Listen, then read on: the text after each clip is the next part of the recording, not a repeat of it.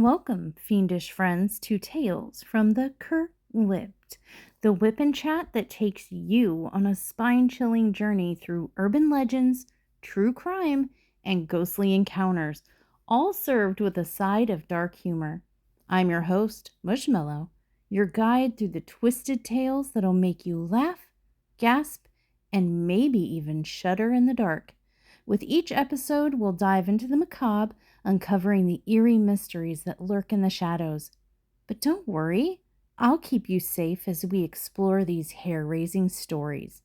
So grab your whip, a snack, and a drink, and let's wander deeper into my Cr'wip't. At the start of the video and continuing now, you should see the tools of the trade. We have a Temu obtained canvas for Love Month, but I haven't revealed it to you yet, though you might be able to identify it as we go through the video. We do have some Bees Crafty Corner release papers, a TTT After Dark trinket tray, Flower Designs pens and tray. We have 3D printed pen tips from Dynamite Diamond Shop, a Zodiac Shadows straightening tool. We have a Kevin's Creation wooden nail saver that I have on my thumb, and I'll be using homemade putty from my friend Jamie at Bass and Girl Crafts here on YouTube. Please do check her out. And of course, we can't forget Dr. Pepper Blackberry Zero. And with that, let's get started with today's story. Today, I have a true crime for you. This is the chilling tale of the brutal murder of Karyn Slover. It's an absolutely horrifying case. It's seriously one that made my blood boil. We're talking about the tragic murder of a young 23-year-old woman named Karyn Slover. She was a mother with big dreams who was brutally killed. And when I say brutally, I mean disassembled like a jigsaw puzzle. And the worst part, the people responsible were the ones that she should have been able to trust the most. So you guys, grab a hold of your whip and get comfortable. This one gets ugly. Side note before we even dive in. I do have personal knowledge of this case. For those of you who don't know, I grew up in the area where this case went down.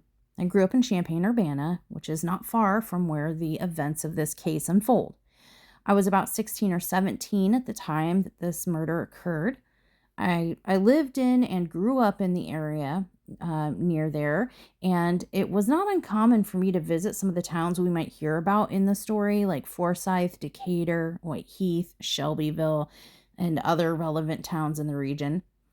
I frequently drove on the interstate that we'll be talking about, I-72, and I remember, when this case happened, the public and the authorities all initially thought like there could be a police impersonator involved, trying to pull cars over on the interstate. And they had been warning people in the news outlets, and my father had warned me, don't stop and engage if you're, get pulled over. Wait until you get somewhere lit and safe before engaging. And this was like a start of a movement in the state to allow for people to reasonably delay pulling over until they felt like they were in a brightly lit, safe area to do so, just in case of an impersonator. And this was also the first case, if I'm not mistaken, to use dog DNA to help obtain a conviction. Not only that, but I was actually kind of involved in this case. Not at the time, but later. Not that I was involved, but it was a case that I worked on for the Illinois Innocence Project while pursuing my bachelor degree from the U of I prior to law school. I did some investigative research on the case, and I'm even named in some of the relevant court documents filed by the Slover family. So now that you know little backstory and how I am somewhat involved in a very indirect way with this case, I guess let's just dive right in. So let's start with the victim, Karyn Slover.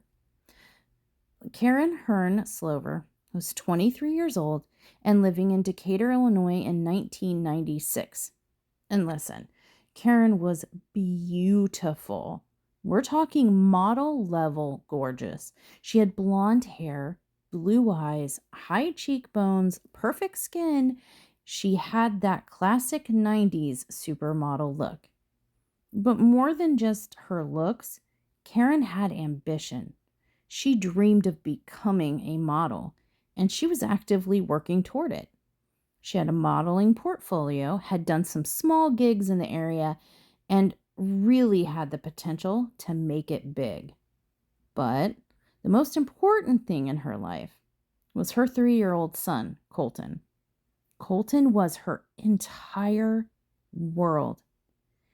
Anyone who knew Karyn said she was completely devoted to her son.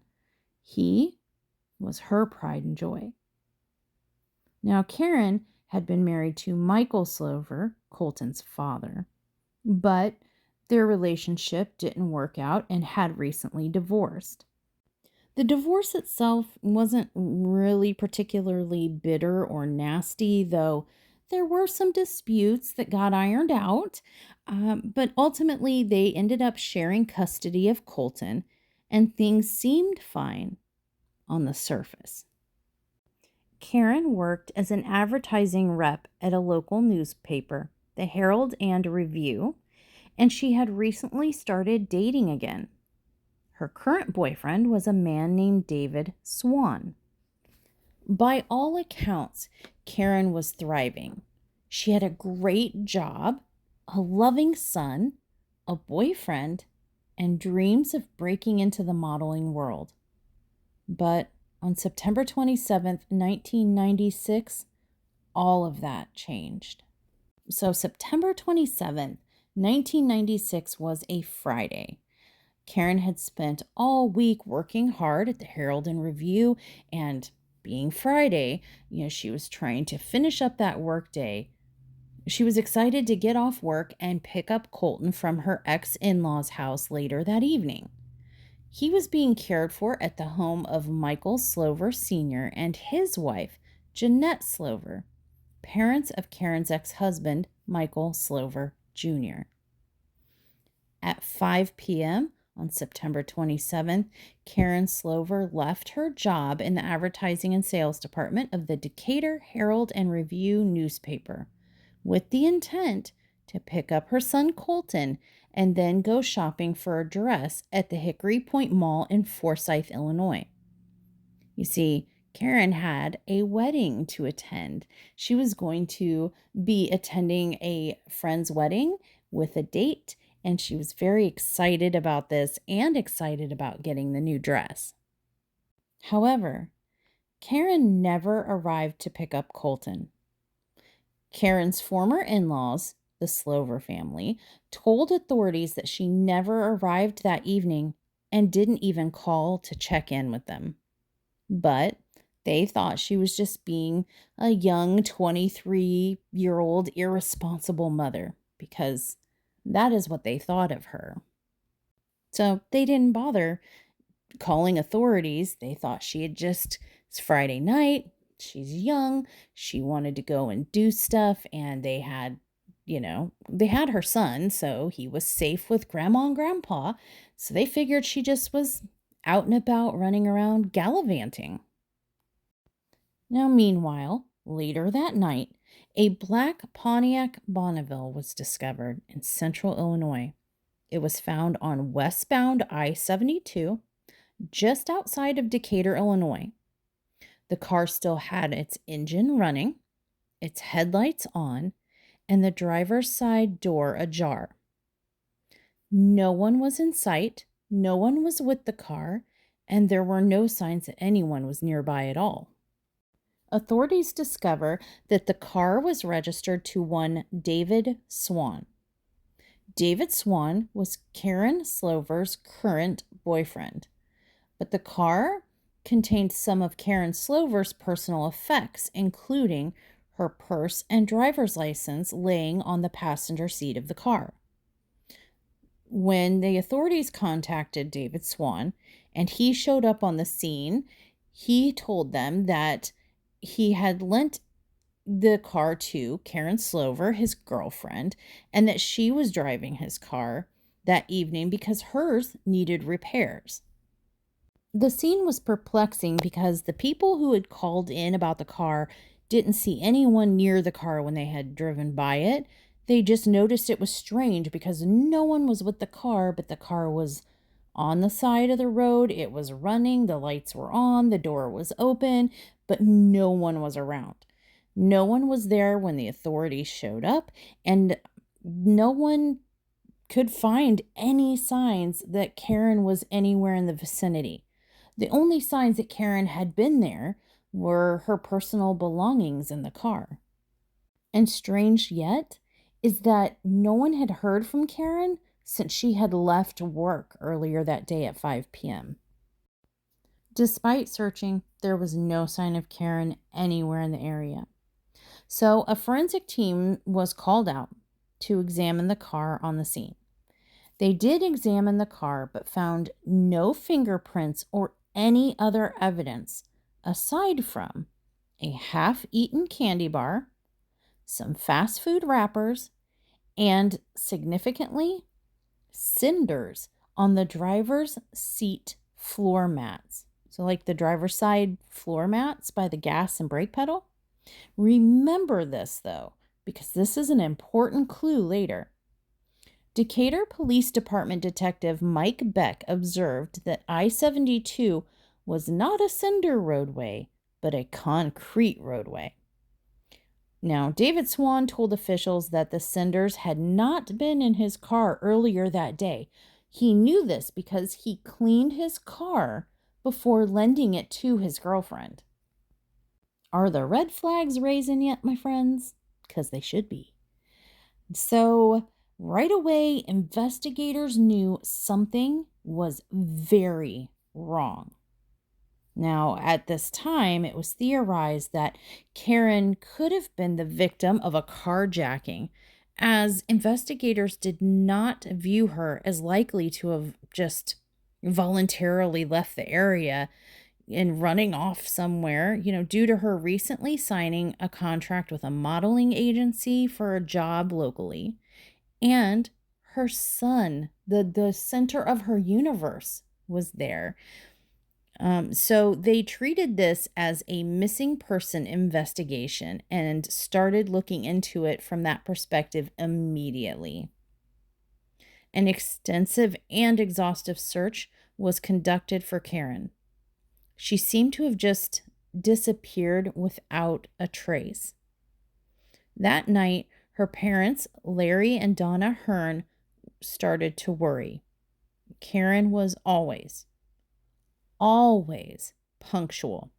She would never just disappear like this, especially when she was supposed to pick up Colton.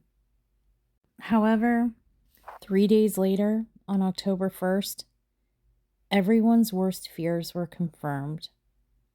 A fisherman had made a bone-chilling discovery in Lake Shelbyville, about 90 miles away from where Karyn's car had been found. He noticed a black garbage bag floating in the water. And let me tell you, if you ever see a random garbage bag floating in a lake, I'm gonna mind my own damn business. But this guy, he opened it. And inside, he found human remains. A human head, to be exact. Investigators were called to the scene immediately, and they began searching the rest of the lake for more evidence. That's when they discovered more bags. The rest of the remains were of an unidentified female body. They were discovered in Lake Shelbyville, wrapped in double plastic bags, and were weighed down with cinder concrete blocks. After closely examining the remains, They confirmed the worst possible news. The decapitated head and dismembered body parts that found in Lake Shelbyville belonged to Karyn Slover. This was confirmed through her dental records and physical evidence such as a blood droplet and fingerprint that were recovered from a bridge that overlooked the lake. Side note, I will tell you that as part of my job, if you will, with the Illinois Innocence Project, like I mentioned before, when I was a student at the U of I and I was working on my bachelor's degree, I did work for the Innocence Project on this case. As part of my responsibilities and some of the things that I had to look into, I was given a disc with photographs of different things, pretty much all the evidence in the case, including the autopsy photos. I had the misfortune of having to look at, review, and analyze all the photographic evidence, including these sensitive photos. What I can tell you is that it was really tragic. It was really gruesome. And here it is over 20 years later, and I still can remember what I saw as clear as day in my mind. It is something that was burned into my memory. I will never forget it. And what was done to her was truly probably the most brutal thing I've ever seen. So, yes, Karen had been murdered, dismembered, decapitated, and dumped in multiple garbage bags within garbage bags across Lake Shelbyville. But the brutality didn't just stop with that. They determined that she had been shot in the head 7 times, including a direct close-range shot to her face. The missing persons case at this point, obviously for obvious reasons, became a homicide. The cause of death was determined to be the multiple gunshots to her head, 1 in the front and 6 in the back. The murder was characterized as a homicide displaying, quote, overkill, which showed, quote, rage toward the victim, and it was suggested that the murderer probably knew Karyn Slover. Karyn had been dismembered, possibly with a power tool, while fully clothed. Plastic bags that contained her remains also contained cinders, as well as pieces of concrete, presumably used to weigh the bags down and submerge them in the lake. The plastic bags were then sealed with duct tape, and this duct tape had dog hair stuck to it, which, again, please remember that. That's also another important clue. But investigators were left wondering who could have and who would have done something so egregious, so heinous. What could have possibly led someone to so brutally murder a young 23-year-old mother in such a horrific way? Well, let's just say investigators find out, but let's get there. And this is when the investigation really ramped up. Okay, so when a woman is murdered, statistically, the first suspects are people like a boyfriend, an ex-husband, people close to the victim. So naturally, the police started to look into her current boyfriend, David Swan, and her ex-husband, Michael Slover. Now, detectives began investigating by looking at all of these people closest to Karyn, and they were the obvious place to start. Now, let's talk about Michael Slover Jr., the husband, ex-husband. Officials learned that Karyn's ex-husband, Michael Slover Jr., had been verbally and physically abusive to her during their marriage. However, he had worked several jobs and had an airtight alibi for the window of time when Karyn went missing and when the car she was driving was found. Michael also didn't seem to have any real motive. Their divorce was relatively amicable, and there wasn't really anything to suggest that he had any reason to kill Karyn. So, with an ironclad alibi and no real motive jumping out at investigators, Michael Slover Jr., the husband, was put on the back burner of suspects. And then they turned their attention to the current boyfriend, David Swan, and took a look at him. Now, David Swan, he was an early suspect for a myriad of reasons, good reasons too. First, he had an imperfect alibi. He owned a gun that was like similar and matched the type that had been used to shoot Karyn. He was also really playing up, for sympathies in the media. He was kind of eating up the media attention and creating stories that didn't happen involving him and Karyn and how much they were in love. Spoiler, they'd only been dating about a month. And he was just really eating up that media attention and kind of making himself a victim in the media instead of the focus being on Karyn, if that makes sense. Also, he had a rap sheet, which included assault and impersonating law enforcement. But it didn't stop there. People that had been interviewed by authorities were telling authorities that Swan had been witnessed butchering a deer with a chainsaw recently. What? So let's talk about the first thing, this imperfect alibi. So Swan was a member of a wedding party, and he was supposed to be on the night that Karyn went missing at the friend's wedding rehearsal dinner. But that wedding rehearsal dinner had been delayed because Swan was late. So there's, something with his alibi wasn't quite jiving there.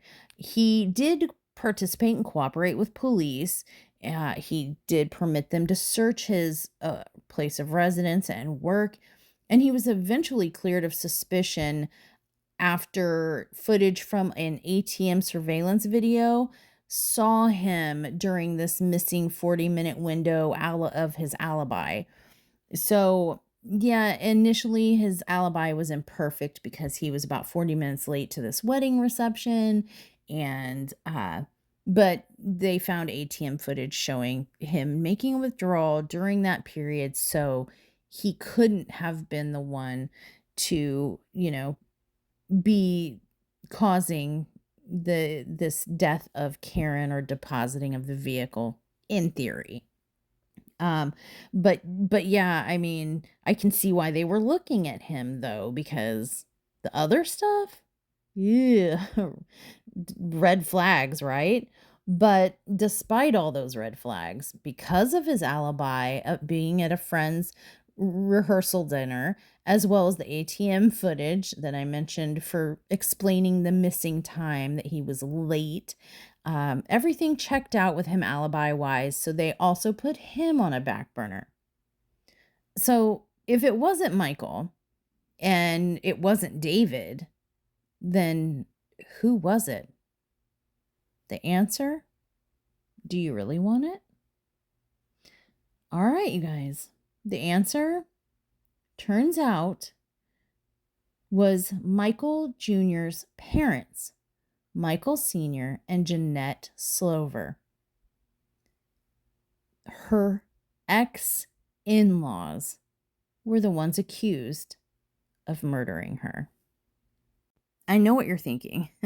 Mushy, did you just spoiler this for us? Did you just say that Karyn was murdered by the parents of her ex-husband? Yes, I said that. How did we get there? How did we jump from boyfriends and husbands being suspects to grandma and grandpa? Well, let's talk about that. So the Slover family, kind of twisted. There was a lot of details here, some confirmed, some unconfirmed, but we're just gonna nutshell over it a little bit, gloss over. I will give you some resources at the end if you really want to do the whole rabbit hole thing and hear all the things.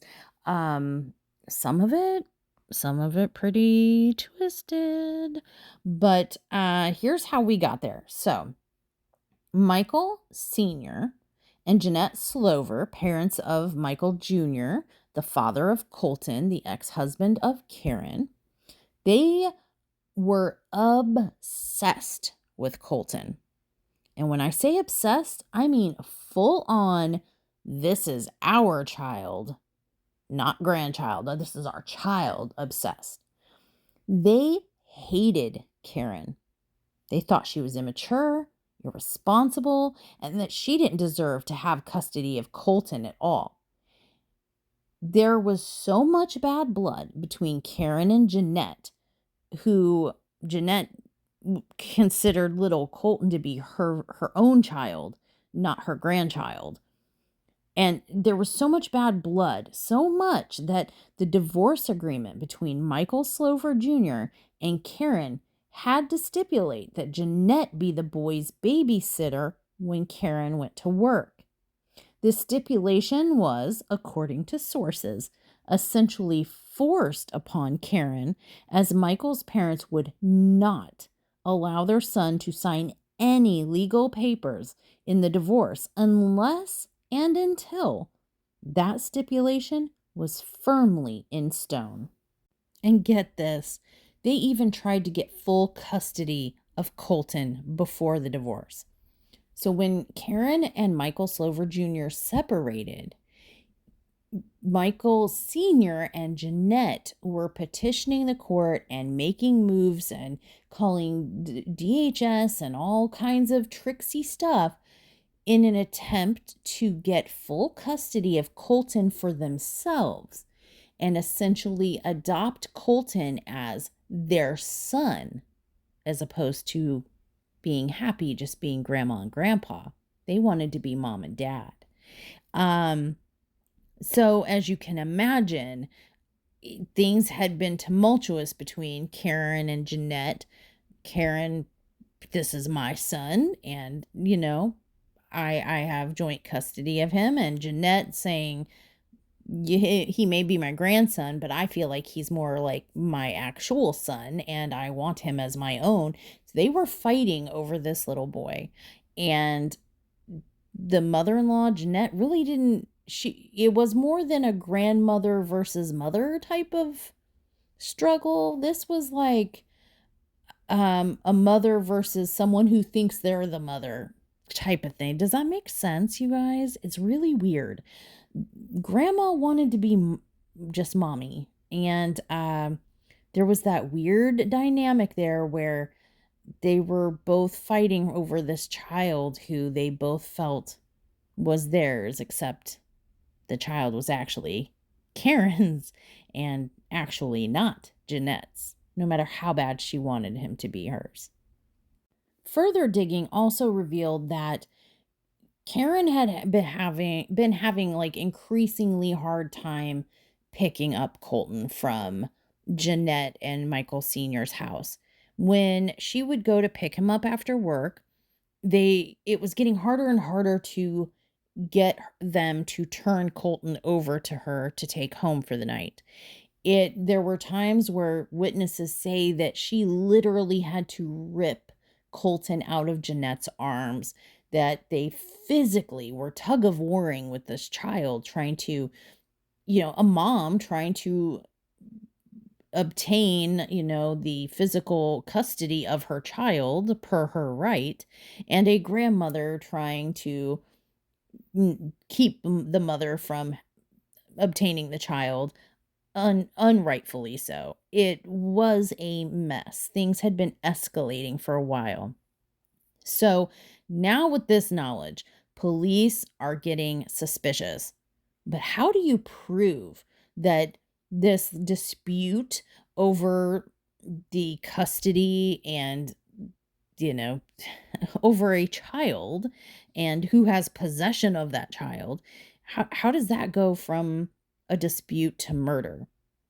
Well, let me tell you, the way the Slovers got caught was absolutely poetic justice. So Michael Sr. and Jeanette were brought in for questioning, and their account of the evening Karyn went missing just didn't hold up at all. They'd told police that they had called Karyn and that she didn't arrive to pick up Colton. And their phone records, though, when they looked at their phone records, it revealed that they never placed a single call to Karyn. They never even tried to call her. However, who they did try to call about a bajillion times that night was their son, Michael Slover Jr., who was at work. There was so much more activity, so many phone calls, short, long, back to back, while he was at work. And that was not historically evidenced on phone records. So this was like an anomaly that this one particular day during the times in question when she went missing, mom and dad are calling son, talking an awful lot while he's trying to work. So it was highly suspicious, but not one phone call was placed in an attempt to reach Karyn when she didn't show up like they said they did. Authorities also learned from a friend that Karyn had aspired to be a model, and she had recently been offered a dream come true job opportunity in another state. And of course, if she's going to move to another state, guess who she's going to take with her? Yeah, she's going to take her son Colton. I mean, obviously, a mother who loves their child and has custody of their child is going to take their child with them wherever they go. And we know this could not have made Jeanette and Michael Sr. happy, considering they wanted Colton all to themselves. So, investigators theorized that Karyn's plans to leave Decatur with her son may have led her in-laws to take drastic, deadly action. And there you have it, motive.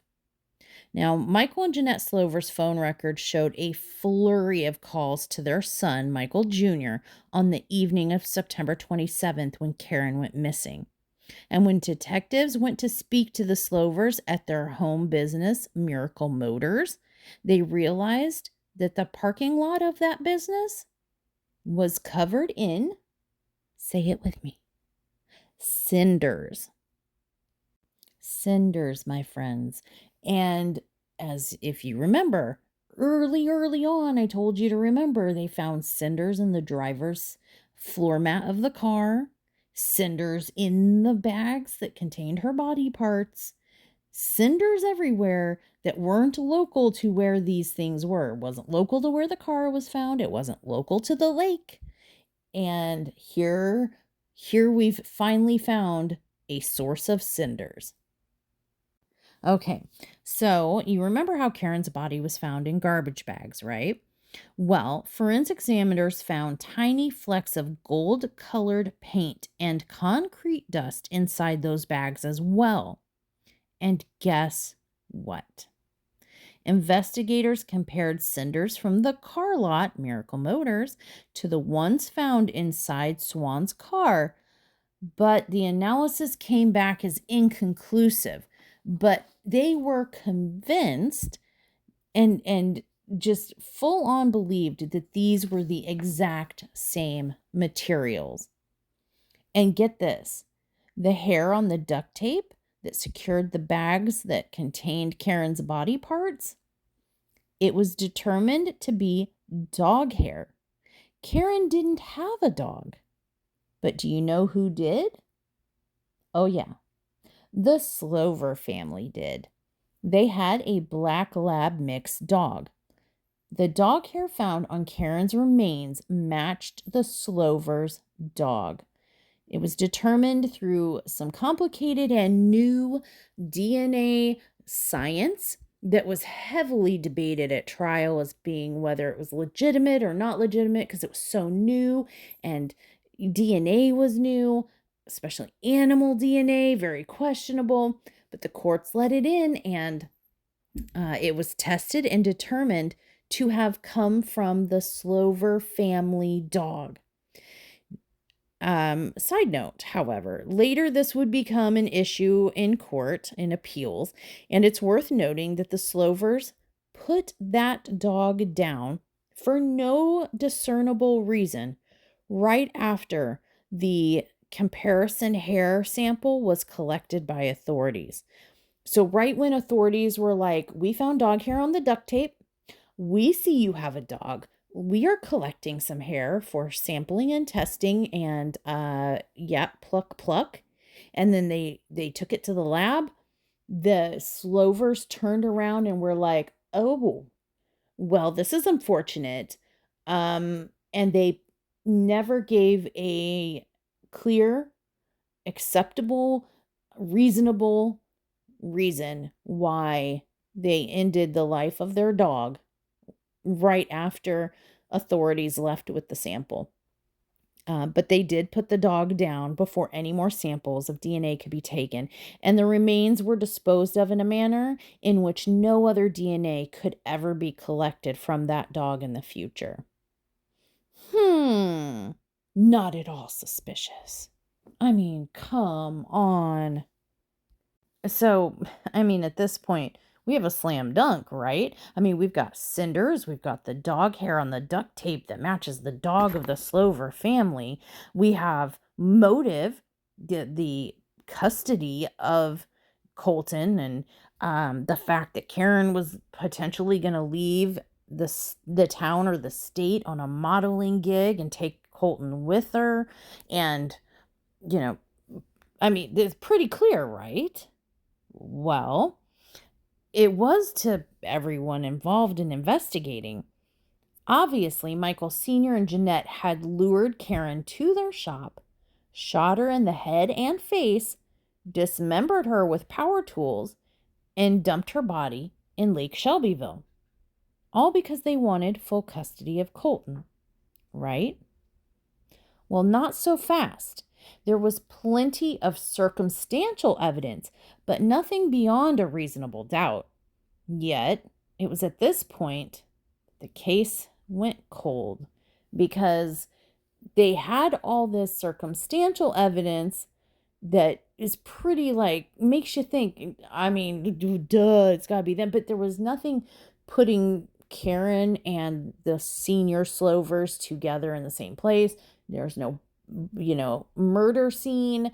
There's no murder weapon that they had found. It was all circumstantial evidence that didn't look good, but didn't definitively, beyond a reasonable doubt, prove that they did it. So, for a couple years, the case just went cold. It wasn't until 2 years later, in 1998, that a break came in the case. This break came when the case crossed the desk of Michael Mannix, an Illinois State Police special agent. He believed that all the evidence was just too strong to let the investigation stay cold. He sent investigators out to Miracle Motors, and they spent 4 months sifting through all the parking lot material. Police noticed that the broken concrete at Miracle Motors, the business that was owned by Karyn's ex-mother and father-in-law, Michael Sr. and Jeanette, was similar to the concrete blocks that were used to weigh her body down. A forensic geologist was then brought in to see if anything on the Slovers' business property matched evidence found at the scene of the crime. The geologist found that not only was the concrete consistent with what was found at Miracle Motors, but that the evidence found at the abandoned car also likely came from the Slovers' business property.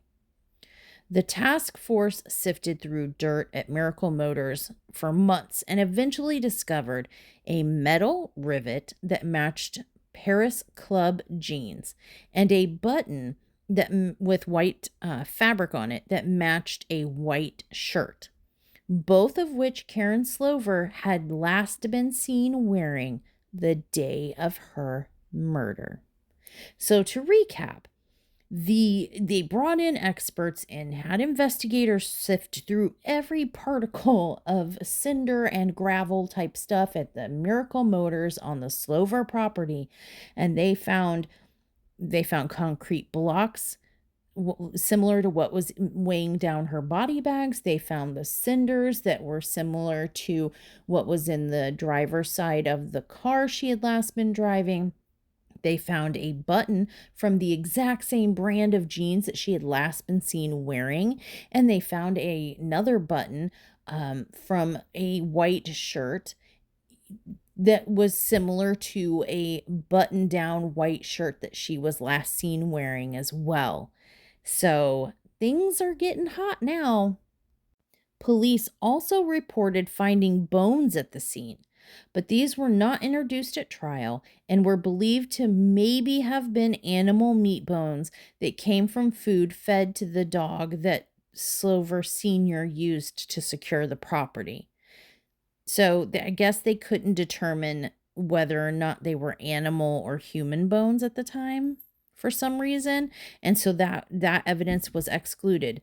But just know that they did report finding bones at the Miracle Motor site.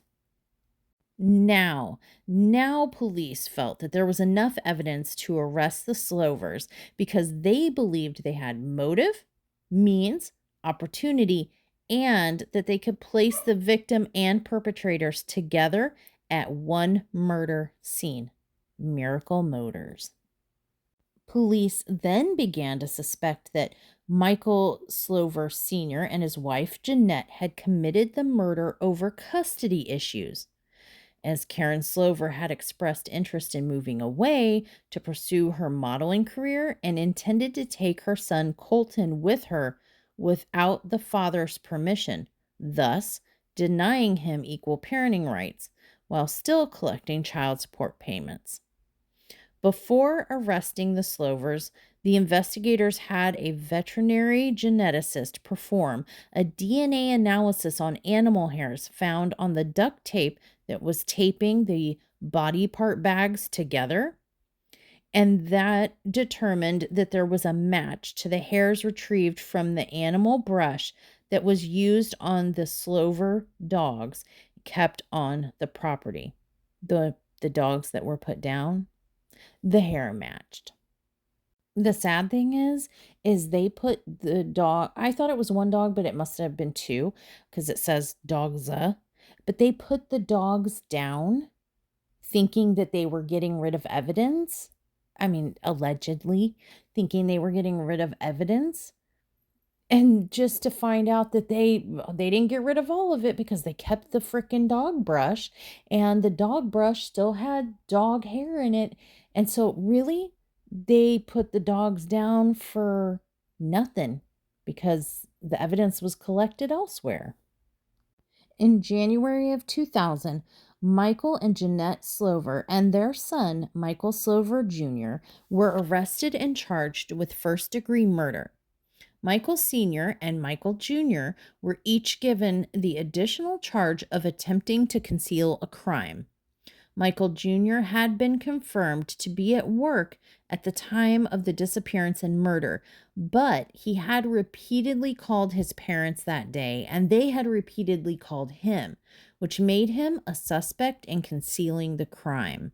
But ultimately, what it boiled down to is they believe that Jeanette Slover actually orchestrated, perpetrated this murder, and that Jeanette's husband, Michael Sr., and her son, Michael Jr., collaborated together to then dismantle Karyn and discard the evidence and cover up the murder ultimately perpetrated by Jeanette. Finally, on May 18th, 2002, after 6 long years, the Slovers, Michael Sr., Michael Jr., and Jeanette were all found guilty of murder. Michael Sr. and Michael Jr. sentenced to 65 years in prison, and Jeanette received a 60-year sentence. Now, it seems kind of strange because Jeanette is the one that they maintained perpetrated the crime, like concocted it, perpetrated it, and Michael Sr. and Michael Jr. then helped dismantle Karyn and get rid of evidence and conceal the crime.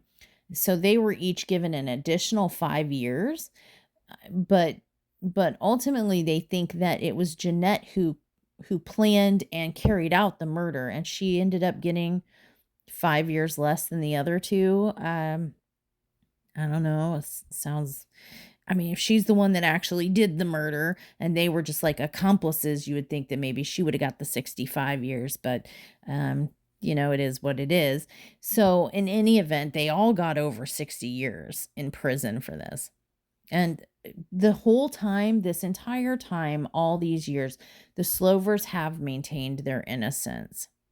The Slovers appealed their murder sentences, and they stated that media coverage preceding the trial had tainted the potential jury pool and prevented them from receiving a fair trial.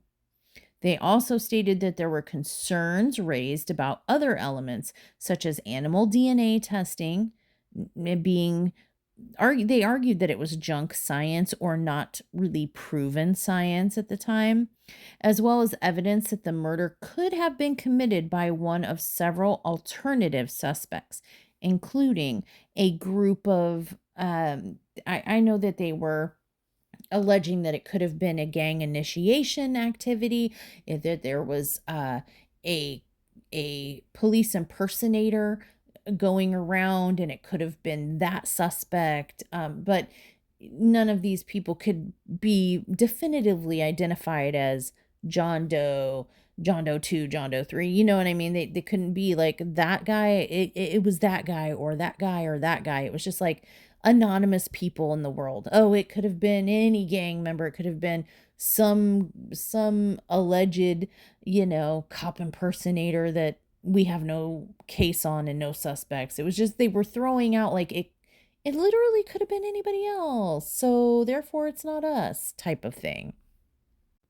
A judge ultimately ruled against opening a second trial for the Slovers, stating that he found no evidence and none of their allegations of misconduct or prejudice were viable. So he shut them down and said, no, you do not have grounds for appeal. You have not convinced me. The evidence to support an appeal is just not there. And this, you would think, would be the end of the story, right? No, because this is where the Illinois Innocence Project gets involved.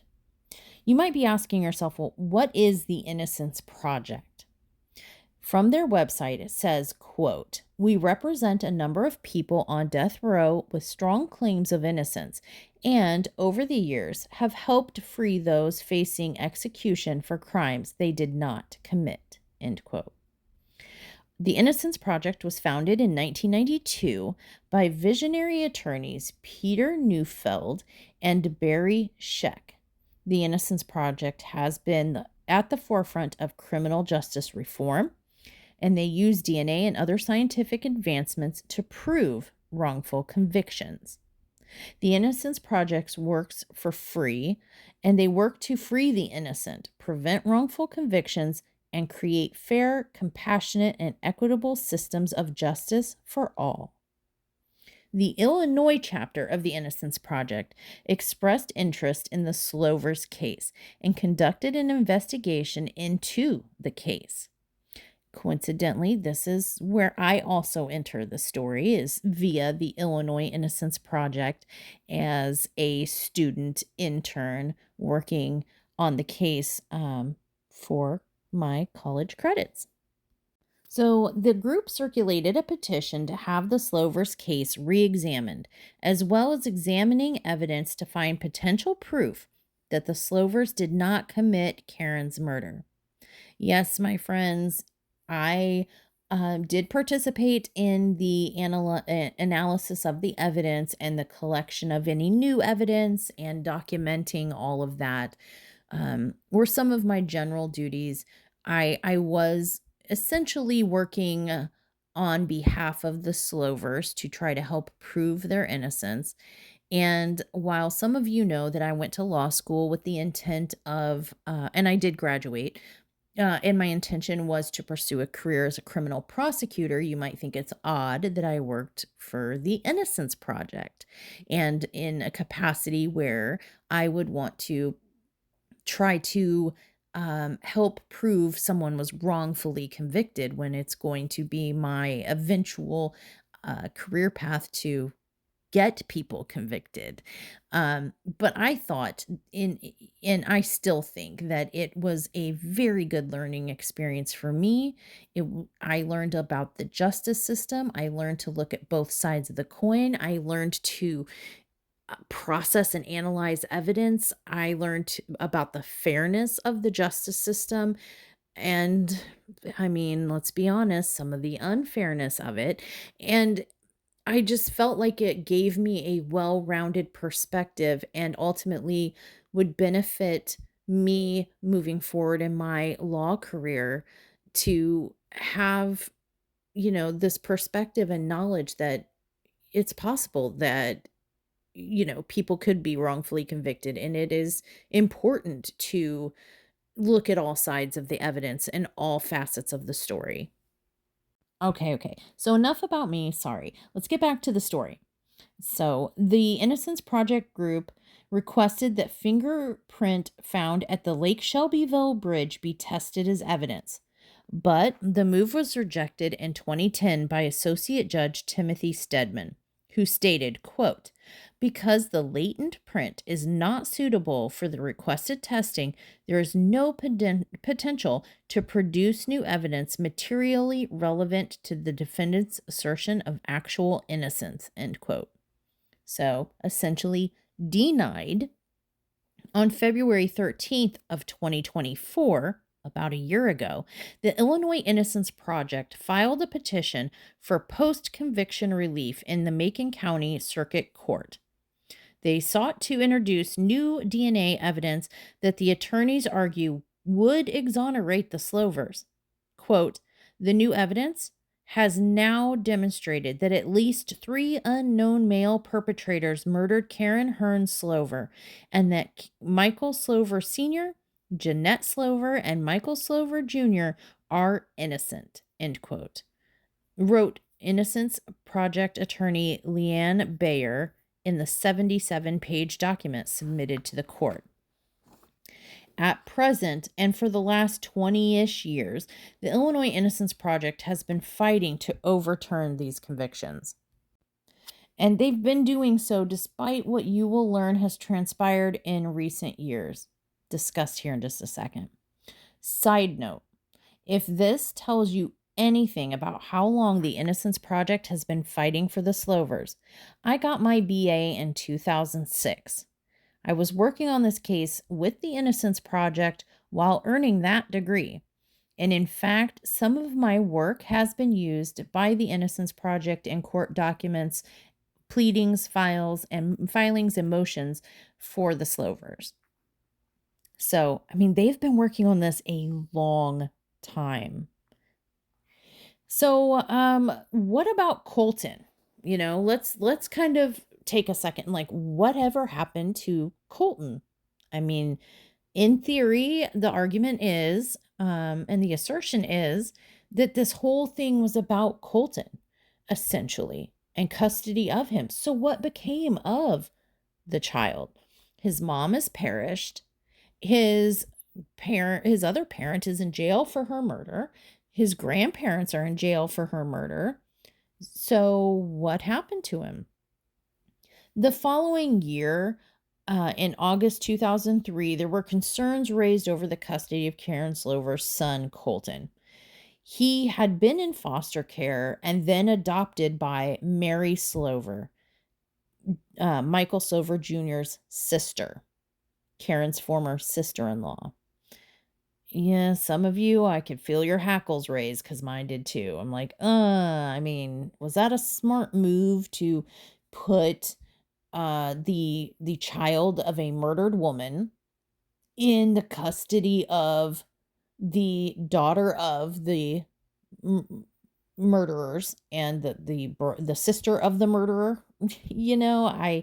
Was that a good idea? Authorities argued that Mary had been aware of the murder and could have potentially helped conceal the crime. A judge later ruled that Mary was unfit as an adoptive parent and that she should not retain the custody she had received.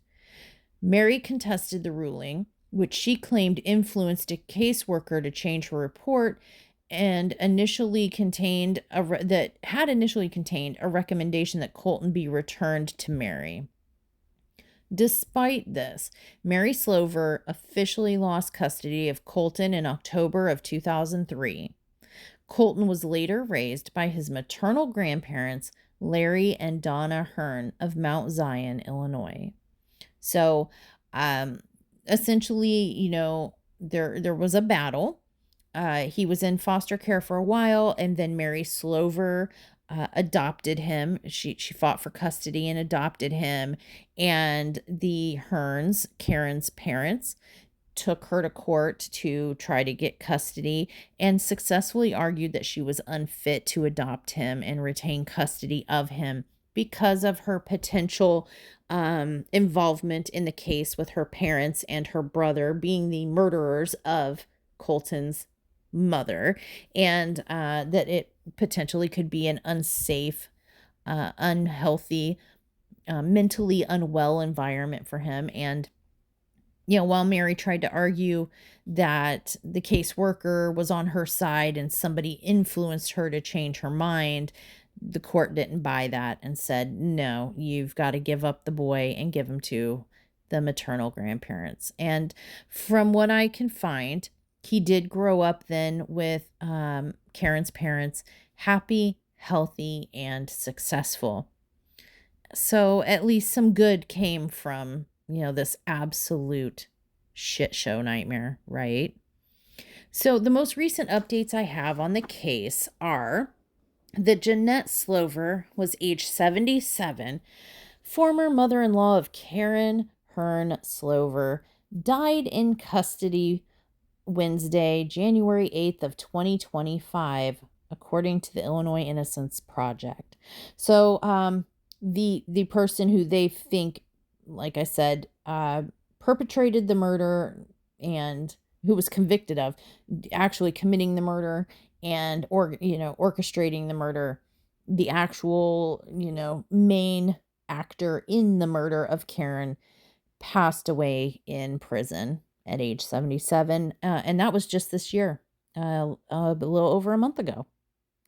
Her husband, Michael Slover Jr., Sr., Michael Slover Sr., he died in prison back in the summer of 2022. So both Michael Sr. and Jeanette have now perished in prison. Michael Jr., however, he was paroled in the spring of 2024. So it's been a little under a year, and Michael Slover Jr. is paroled and out here in the world with us. So, final thoughts. This case was just beyond infuriating. Karyn was a young, beautiful woman, a mother. She had so much life ahead of her. She was only 23. And for what? because of some like evil, selfish people wanted control. They wanted control of her. They wanted control of her son. Um, it's just sad. We can only hope that Karen is at peace now, knowing that her murderers got what they deserved, except maybe her ex, Michael Jr., who's, like I said, he's out here with us, you're walking around with us, amongst us. Think about that for a minute. What was done to her? And one of them is out walking amongst us. And also out walking around with his son out there in the world. Eesh. So, tell me in the comments below, what do you think about that?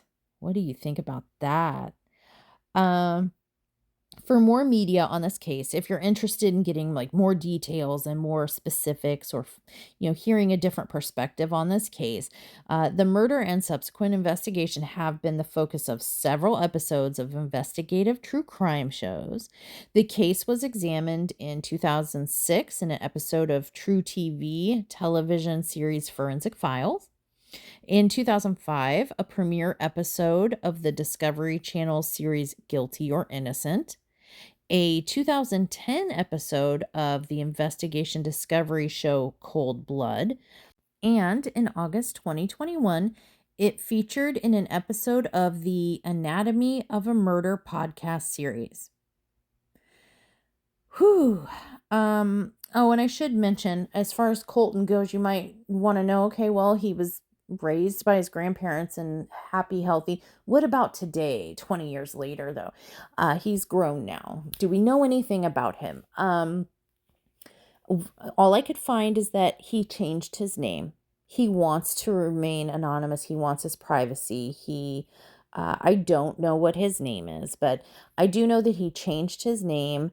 Some resourceful people who have found it and found him just stipulate that he is happy, healthy, young adult, and is in the home improvement industry. And that is all I can tell you. I don't know if him and his father ever reconnected. I don't know if there's a relationship there, if he has any relationship with any of the Slover family. Now that dad's out of prison, I'd be scared. I'd be really nervous if I was Colton, or if I was Karen's parents. Like, I would just be like, ooh, security system, please. Thank you. But that's just me.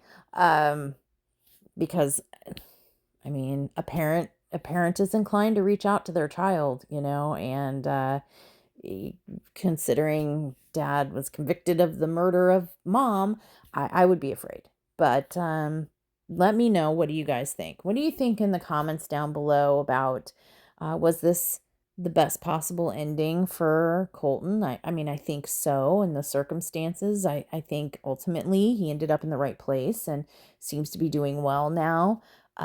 Do you think that Jeanette Slover and Michael Slover Sr. got what they deserved? Essentially life in prison. They did pass away in prison. What do you think about Michael Slover Jr., Karen's ex-husband, being paroled and walking out amongst us today? Are any of you from the area? Do you remember this case? Do you know of this case? Do you know of the places I was talking about? Are you from where I'm from? Tell me all the things down in the comments below. All right, guys. Well, that's it for today's case. Again, let me know your thoughts in the comments. And as always, stay safe, friends.